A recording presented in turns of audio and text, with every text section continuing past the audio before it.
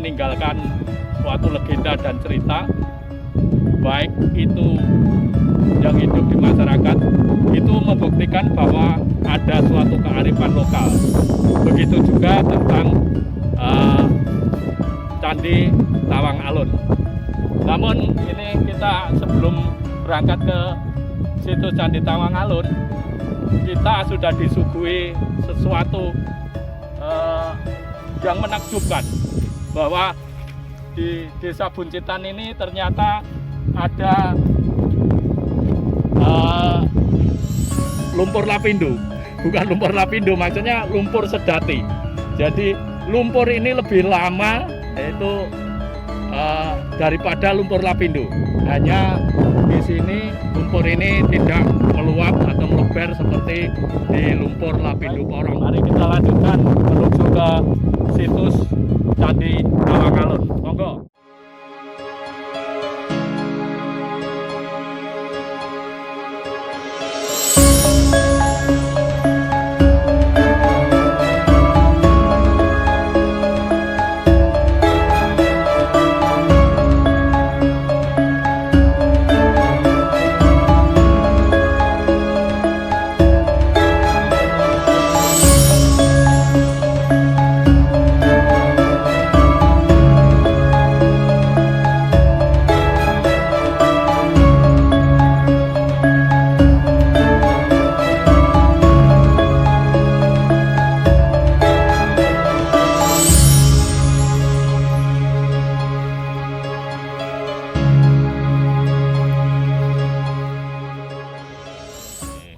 Perkenalkan Pak, siapa Pak? Assalamualaikum warahmatullahi wabarakatuh. Perkenalkan, saya sebagai juru kunci Candi Tawang Alun yang atas nama Ahmad Saiful Munir. Pak Saiful Munir. Ya. Saiful Candi Munir. Tawang Alun ini terletak di Desa Buncitan, Kecamatan Sedati, Kabupaten Sidoarjo. Buncitan ya Pak? Nggih, leres. Iya, Buncitan. tadi muter-muter Nyarinya agak bingung Pak ya. Sampai ke bandara sana. Ini mungkin mau nanya juga Pak ini Iya, tentang Candi Tawang Alun nih. Mungkin sejarah ditemukannya mungkin waktu zaman Belanda atau apa diperkirakan candi ini dibuatnya gitu, mungkin ada sejarahnya Pak, ceritanya. Ini setiap tempat situs sejarah itu punya struktur cerita yang berbeda. Maksudnya mungkin dalam tatanan kita menyebutnya sama, setiap candi itu adalah peninggalan sejarah, tapi setiap peninggalan sejarah definisinya, kalau di Candi Tawang Alun ini salah satu perbedaannya seperti yang jenengan alami saat Anda kesasar, itu bukan satu kalinya aja, bahkan berkali-kali masyarakat atau yang belum tahu ke sini itu banyak yang nyasar ya, beberapa satu. Dan keduanya tentang Candi Tawang Alun ini, karena secara fisik ya, visualnya kurang bisa dimengerti, dalam arti gini, kalau toh kita selama ini mendengar candi itu biasanya anak-anak itu mendengar dengan acuan Candi Borobudur, Candi Prambanan. Iya, sehingga kalau ke Tawang Alun, loh kok gini? Iya, sangat saya mengerti, karena di samping kita dari awalnya pengertian contoh candinya itu, keduanya mulai sekarang mungkin bisa kita buyarkan pandangan tentang candi. Sebenarnya candi itu gini aja loh Pak, apapun peninggalan yang ditinggalkan oleh leluhur kita, ya biarpun itu batas 1-2, tapi kalau itu real bukti dari sejarah, itu kadang disebut candi Bapak. Mungkin gini Pak, tadi udah diceritakan oleh Pak Saiful Munir tentang gimana sebenarnya candi itu bukan kok harus megah seperti Candi Borobudur atau lainnya itu, namun sebekas batu kalau itu menghadap peninggalan luhur, nanti bisa dikatakan candi. Benar. Mungkin kalau cerita sejarah candi ini mungkin penemuan zaman Belanda atau apa, atau dibangunnya gitu, mungkin punya. Iya, tadi belum lengkap ya Bapak Lelono bertanya. Bapak Lelono benar? Ya, CM Lelono. CM Lelono. Gini, awal dari suatu candi pun ketika banyak ditemukan candi-candi yang di wilayah manapun hari ini, bahkan sekarang secara viral banyak ditemukan candi-candi. Tapi sebenarnya Bapak, candi ini sudah ada dari dulu. Dulu bernama Sumurwindu. Cuman ketika ngomong pamor serta kenyataannya, si candi ini bukan malah muncul tapi tenggelam pengertiannya tentang sebenarnya situs itu apa, Pak. Pengertian masyarakat tentang seharusnya sungkemnya pada bangunan leluhurnya, pengertiannya itu yang tenggelam. Kalau candi yang lain ditemukan, ini malah tenggelam pengertiannya. Indikasi aja Pak ya, kita zonanya itu malah mungkin sebelum Majapahit bisa ke arah Jenggala Bapak. Malah gitu ya. Iya, karena beberapa juga ada perbedaan yang tidak bisa disamaratakan dengan mungkin candi-candi yang di wilayah Sidoarjo aja. Kalau Majapahit iya, karena Indonesia pun iya kan. Jadi ada perbedaan ketika hanya kita bilang Majapahit dengan Jenggala. Karena ada beberapa Pak, kayak satu bata aja kita perbandingkan dengan bata-bata yang ada di wilayah yang tadi saya sebutkan, wilayah Sidoarjo di pesisir. Itu candi-candi yang lain itu gerus Pak, merotoli Pak ya. Kalau di sini malah pecah, malah kotak-kotaknya itu masih utuh tapi bahkan pecah. Kalau ngomong pesisir, ini juga tempat padahal daerah daerah asin. Garam ini ya. Iya, ini sangat asin. Tapi Iya. mengapa candi ini kok malah bukan menggerus tapi pecah malahan. Oh, iya. Dan unik satu lagi Pak ya, ada hal lain yang kadang untuk suatu pertimbangan tolak ukur itu lebih mudah. Karena gini, biasanya gini itu begini dan begini itu begini. Dan kalau ditemukan begini, biasanya itu begitu. Dan ini susah Pak. Susahnya gini, kita di tempat situs yang kadang-kadang tidak mudah untuk dimengerti, dipahami. Satu, karena secara prasasti senjenengan sampaikan itu dari reliefnya itu sudah tidak ada lagi. Dan juga tempatnya ini kita kayaknya di atas bukit, tapi yang kita jumpai malah material yang seharusnya itu material benda laut. Bahkan saya sering menemukan di sini, kita cekak sekali kalau bicara hanya sejarah. Kita di sini bisa berdiskusi atau rundingan atau membahas tentang jauh sebelum peradaban manusia, yaitu prasejarah. Prasejarah. Di sini ditemukan banyak fosil yang tadi saya bilang perbendaharaan materialnya itu malah dari laut. Jadi ngeri.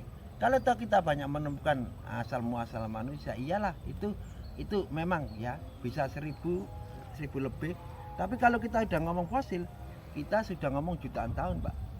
Di sini malah ditemukan fosil-fosil laut. iya, malahan. fosil laut. Padahal ini kalau di daerah sini malah termasuk perbukitan. Perbukitan, tapi yang ditemukan malah fosil yang seharusnya di laut. Dan kalau tadi tentang kearifan lokal yang biasanya itu penduduk masyarakat itu dulunya saya ngomong tenggelamnya pengertian itu dulu setiap orang punya gawe atau nadar ruwat desa pun ke sini. Iya. Bahkan saya masih ingat kok Pak, waktu itu saya masih kecil ada kan dulu jenengan nggih menangi saat orang udah jenang, setiap orang punya gawe toh. Iya. Itu mesti harus ke sini Pak. Bahkan kalau ada orang selamatan saya mesti ke sini karena jelas oleh bancaan. Panganan air angon Pak. Tapi itu dulu Pak. Ya, sekarang sudah pupus. Tadi saya bilang pengertiannya ya. Oke Pak. Mungkin kalau sejarah dibangunnya ini sebenarnya untuk apa Pak? Untuk apa ceritanya, untuk apa ini? Ini simpang siurnya zaman biar kita tidak menjadi tersudut, karena hidup itu kadang metenteng lurus, kaku dan menyudut. Sebenarnya ada manfaat di kala itu, dan di kala ini jelas sekali secara fungsi. Hari ini kita benar-benar harus memahami dan mempelajari Pak. Jelasnya sebenarnya tempat-tempat seperti ini ada garis-garis jelas, tempat-tempat yang bisa bertahan dan Tuhan menentukan untuk bertahan hari ini, tujuannya disuguhkan untuk kita hari ini lebih belajar.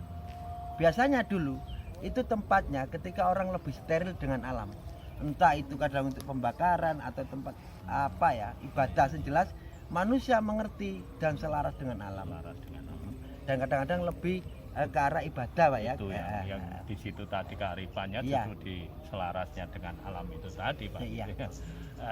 Sekarang kalau ini kan ada tadi ini mungkin dulu ada riwayatnya gitu. Kalau saya dengar-dengar itu ada Dewi Meranti atau Putri Alun itu gimana Pak ceritanya? Ini gini Pak ya. biar kita nggak menjadi kesandung dengan apa ya, terpatuk di kaki sendiri, atau kadang-kadang lidahmu harimaumu. Kita kan kalau hari ini mungkin kita tidak seberapa, mungkin baru ketemu, tapi kalau kita di mata dunia kita satu kesatuan, Pak. Kadang nek cerita kita lebih tidak hati-hati, kita akan diketawai sama dunia, Pak. Karena ini ada versi legendanya. Dan legendanya ketika itu benar-benar punya energi, punya kaitannya dengan sejarah, itulah yang lebih asik dinikmati atau didengarkan. Tapi kalau itu hanya legenda fiktif belaka, saya takutnya dunia tidak mau terima soal hal sesuatu tidak rasional, Bapak. Yang jelas di sini salah satunya ada versi legendanya yang jenengan sampaikan tadi tentang ada terah dari darah biru. Ya, kerajaan ketika itu legendanya begini. Ini ada salah satu di mana ada kaitannya dengan raja yang ada di Majapahit saat ini. Iya. Dan putranya yang sampai sekarang punya gaung, suatu legenda. Itu awalnya Joko Dila karena ada kemampuan yang menunjukkan dirinya itu memang seorang darah biru yang punya talenta sehingga bisa diakui, yaitu menjadi Aryo Damar. Poin-poin ceritanya legenda begitu. Ya, tadi saya banyak menimba pengetahuan dari Pak Saiful, Pak. Pak Iya, Saiful. sama-sama, Pak. Pak Saiful, tentunya saya ke sini juga tujuannya untuk memetri, Pak, Iya, supaya budaya luhur kita itu mulai kembali lagi, Iya. anak cucu kita itu masih bisa mengenal, Pak. Iya, Pak. Begitu juga ini dengan Pak Saiful memelihara di sini, ini juga suatu keikhlasan yang luar biasa, karena dengan terpeliharanya situs leluhur, tentunya anak cucu kita masih walaupun Iya. tergerus oleh zaman, tapi kearifan lokal itu akan tetap hidup Iya. dari peninggalan sejarah itu, Iya, Pak. Pak. Itu mungkin itu aja. Saya ucapkan terima kasih atas sumber yang diberikan oleh Bapak Saiful kepada JM Lelono. Iya. Ngomong-ngomong soal generasi, apalah artinya kita kalau hidup hanya menjadi tulang bawang? Nah, itu. Karena sesuai dengan profesi, dengan mungkin takdir, warna kehidupan, mau gak mau mungkin kalau toh seorang ibu bisa melahirkan anak jabang bayi jelas, tapi Pak kita, Pak, juga dengan profesi kita seyogyanya kita bisa menghantar ke generasi. Karena ada pepatah tak kenal tak sayang, Pak. Iya. Hari ini kalau loh kita sia-siakan tentang situs sejarah, juga pengenalan, karena tak kenal pun tidak akan pernah ada kata sayang. Jadi pengenalan untuk generasi, dan kita sebagai peranan. Kadang orang tua gini, Pak, arak zaman saiki kok ngene, karena dia juga tidak berperan untuk apa ketika dia bisa bilang kalau anak-anak zaman sekarang kok gini lah. Itu kadang-kadang yang menjadi masalah, Pak. Dan saya terima kasih sekali Bapak Lelono karena bisa satu sinergi, karena diapa-apakan jeruji pun harus lurus dengan profesi dan bagiannya masing-masing kalau nanti roda zamannya menuju ke titik sasaran yang kita harapkan. Saya terima kasih dan semoga sukses dan selamat melakukan suatu tugas-tugas. Semoga takdir seirama dengan cita-cita yang jenengan sampaikan. Mungkin pesan Pak Saiful, Pak, untuk kadang JM Lelono dimanapun lah, di seluruh dunia kalau perlu. Gini, Pak, di mana-mana kita selalu kayaknya jenengan kalau ke situs-situs itu saya tahu, Anda lebih tahu, tapi nggak apa-apa dong ketika saya tetap kasih garis jelas dalam ukiran hidup ini. Di mana-mana tempat itu ada sosial yang dimana kita tidak tahu menahu tentang apa yang terjadi di akan yang datang.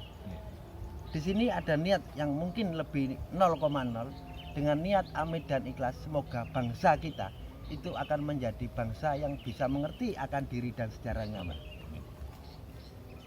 Mungkin gitu aja untuk semuanya. Mohon maaf. Assalamualaikum warahmatullahi wabarakatuh. Waalaikumsalam.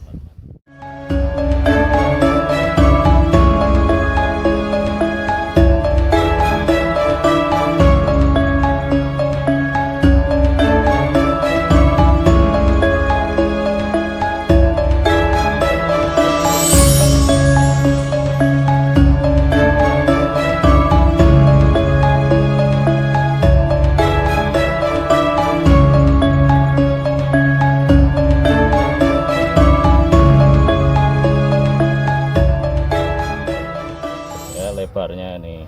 Panjangnya ini berapa ini? Panjangnya 34. Jadi lebar 20, panjang 34. Kita telah sampai di situs Candi Tawangalun yang ada di Desa Buncitan ini. Kita lihat batu batanya cukup besar-besar, dan candi ini mempunyai sejarah. Orang mengatakan mungkin bisa jadi candi ini adalah peninggalan kerajaan Jenggala. Namun para ahli berkesimpulan bahwa candi ini adalah candi peninggalan Majapahit. Namun dari bentuk inilah, dari Candi Tawangalun ini yang ada di tengahnya, waktu dulu karena di tengah candi ini adalah sumur, maka candi ini dinamakan Candi Sumur Windu. Namun kenyataannya kalau menilik dari hal tadi, bahwa Candi Tawangalun itu kemungkinan besar adalah bukan candi utamanya, karena di situ ada sumurnya. Mungkin ini adalah hanya untuk pensucian sebelum datang ke tempat candi utama yang sekarang kelihatan tidak sudah terlihat lagi, karena posisi di sini sudah sebelah kiri adalah kuburan. Kemungkinan besar ini adalah hanya tempat pensucian. Di lain itu, bahwa Candi Tawangalun ini ada cerita sejarah atau cerita legenda yang unik, menarik, menggelitik, dan romantis. Gimana ceritanya? Jadi ada ceritanya seperti ini. Konon dahulu kala ada seorang resi yang sakti mandraguna, yaitu bernama Resi Tawangalun. Dan Resi Tawangalun itu mempunyai satu anak perempuan yang bernama Dewi Miranti, atau yang disebut Putri Alun. Nah, Dewi Miranti ini setelah dewasa ternyata memendam rasa cinta pada sang baginda Raja Majapahit, yaitu Brawijaya. Akhirnya tiap hari si Putri Tawangalun itu selalu merenung dan selalu bersenandung pujian lagu Asmorondono, sehingga sang resi gundah dan bertanya, "Ada apa anakku? Kenapa kamu tiap hari merenung?" Lalu sang putri Dewi Miranti atau Putri Tawangalun menjawab, "Ampun Bopo, saya sebenarnya amat sangat mencintai Raden Brawijaya." Dari situ Resi Tawangalun kaget, dan akhirnya karena kesaktiannya Resi Tawangalun bertapa di Candi Tawangalun. Oh, belum ada Candi Tawangalun, bertapa. Dalam tapanya si Resi Tawangalun mohon kepada Sang Pencipta, karena anaknya itu adalah Resi Tawangalun itu adalah dari bangsa raksasa atau bangsa jin, maka anaknya juga raksasa. Dan si Resi Tawangalun bertapa supaya anaknya itu menjadi manusia yang sempurna dan baik karakternya ataupun wajahnya, sehingga betul terkabul. Resi Tawangalun bertapaannya itu terkabulkan, sehingga anaknya menjadi putri yang amat cantik jelita. Dan kecantikan itu akhirnya menjadi bahan pembicaraan di istana kerajaan, bahwa daerah Tawangalun ada putri yang teramat cantik, sehingga sang raja jadi tergelitik dan terpesona. Maka raja dengan pengawalnya langsung pergi ke padepokan Resi Tawangalun dan meminta anaknya si Dewi Miranti untuk menjadi istrinya. Maka dikabulkanlah dan Dewi Miranti menjadi istri dari Raden Brawijaya. Dan hiduplah, singkat cerita, hidup Dewi Miranti atau Putri Alun bahagia. Namun dalam kebahagiaan itu tidak berlangsung lama. Pada saat Dewi Meranti atau Putri Alun itu hamil, dia nyidam. Dan nyidamnya kembali pada karakter waktu dia masih remaja, yaitu sebagai raksasa. Sehingga Putri Alun nyidam itu tiap hari ingin makan daging mentah. Karena kondisi itu, maka tiap saat makan Putri Alun selalu bersembunyi. Pada saat bersembunyi makan daging mentah itu, saat Putri Alun makan daging mentah menjadi raksasa, kebetulan ada abdi dalam yang lewat mengetahui atau danyang mengetahui kejadian itu. Sehingga cerita itu menjadi cerita yang besar di pusat kerajaan. Akhirnya sang raja pun mendengar. Akhirnya sang raja setiap Putri Alun atau Dewi Meranti itu mau makan, selalu mengendap-endap untuk melihat apakah betul cerita itu. Dan ternyata betul bahwa Putri Alun atau Dewi Meranti itu makan daging dan akhirnya berubah menjadi raksasa.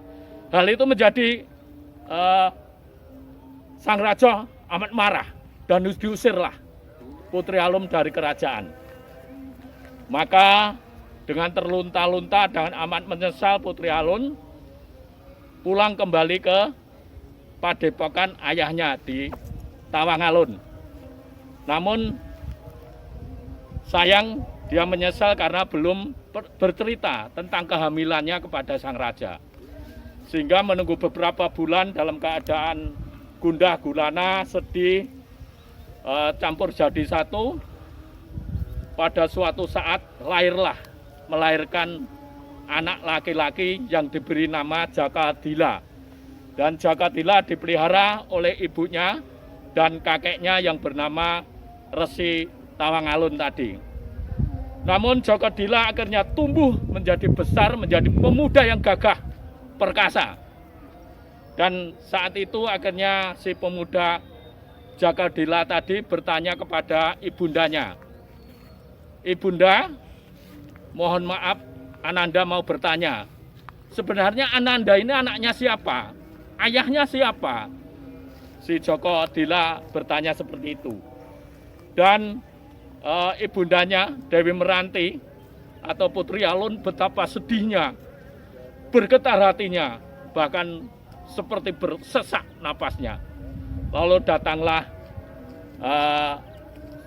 si Resi Tawangalun menasehati pada anaknya bahwa memang sudah waktunya Jakadila harus tahu siapa bapaknya, siapa orang tuanya.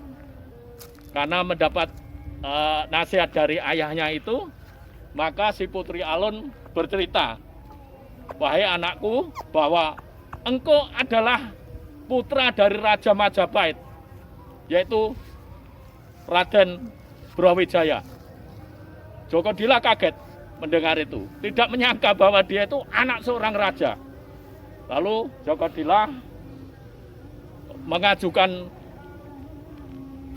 pamit atau minta izin kepada kakeknya dan ibundanya untuk berangkat menghadap sang raja. Akhirnya direstui dan berangkatlah Jakadila ke kerajaan. Sampai di istana raja, sang raja diceritain Jakadila bahwa Jakadila itu putranya dari Dewi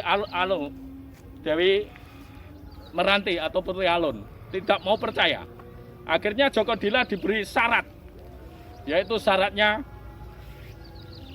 apabila Jakadila bisa membuat lampu dari besi yang bisa menyala tanpa dengan tiang, bisa mengambang di awang-awang, dan cahayanya sampai di kota kerajaan Majapahit, maka Jakadila akan diangkat menjadi anaknya. Dan cepat segera pulang Jakadila mengabarkan pada kakeknya bahwa Jakadila mendapat syarat, yaitu membuat lampu. Dan dibuatlah lampu itu oleh kakeknya dan dipasang di tanah lapang, bulak lapang yang lebar sekali, dan ditaruh di awang-awang yang tidak bertiang. Sehingga sejak saat itu Joko Dila mendapat nama panggilan yaitu Aryo Damar. Dan tempat untuk menaruh lampu tadi dijadikan Desa Damarsi atau lampu yang terbuat dari besi. Itu syarat yang pertama. Sehingga mengajukan lagi Joko Dila berangkat lagi memberitahu bahwa sudah dibuat apa yang diminta raja, akan tetapi raja tidak mau menerima, belum mau menerima kembali. Dan raja tahu bahwa tanah di desanya Joko Dila atau Aryo Damar itu tandus sekali. Lalu sang raja minta untuk membawakan tanah yang suburnya seperti di kerajaan Mojopahit. Akhirnya dikabulkanlah dan juga berhasil. Akan tetapi setelah menghadap raja belum bisa menerima kembali. Si raja ini masih tidak mau karena pasti kesaktiannya itu dari kakeknya si Resi Tawangalum. Lalu si raja tidak kurang akal karena kerajaan baru ada pemberontakan. Maka sang raja berkata kepada Jakadila, Jakadila, saya kasih syarat yang terakhir. Apabila kamu bisa membunuh Kraman atau pemberontakan, maka kamu akan saya angkat menjadi anak. Dan mendapat tantangan itu Joko Dila, padahal tadi itu sebenarnya syarat ketiga itu keinginan raja itu supaya Joko Dila itu mati, gitu, kematian Joko Dila. Tapi Joko Dila justru menyambut dengan gembira. Dia berpikir bahwa inilah waktunya saya harus mengabdi kepada ayahanda saya, kerajaan ayahanda saya, dan saya akan membuktikan bahwa kakek saya telah mengembleng kesaktian pada saya. Joko Dila pulang dan Joko Dila minta pamit, minta doa restu pada kakek dan ibunya. Dan direstui Joko Dila sebelum berangkat menumpas pemberontakan, Joko Dila bertapa, yaitu bertapa di Candi Tawangalun. Itulah tadi cerita yang unik, menggelitik tapi romantis.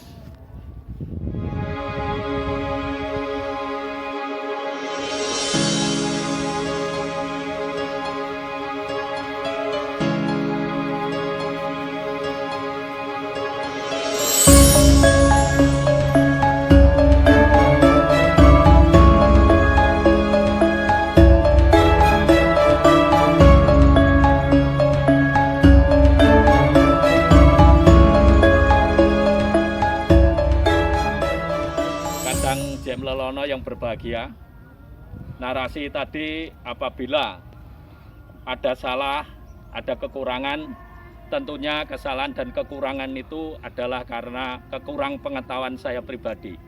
Untuk itu kepada Kadang JM Lelono dimanapun Anda berada, apabila mempunyai sumber tentang Candi Tawangalun, sudi kiranya untuk bisa melengkapi. Kita bisa ketemu lagi di berlelana kita di kesempatan yang lain. Ingat, sejarah adalah guru, perjalanan sejarah adalah pengetahuan hidup. Andum selamat, rahayu, rahayu ingkang tinuju. Terima kasih. Monggo.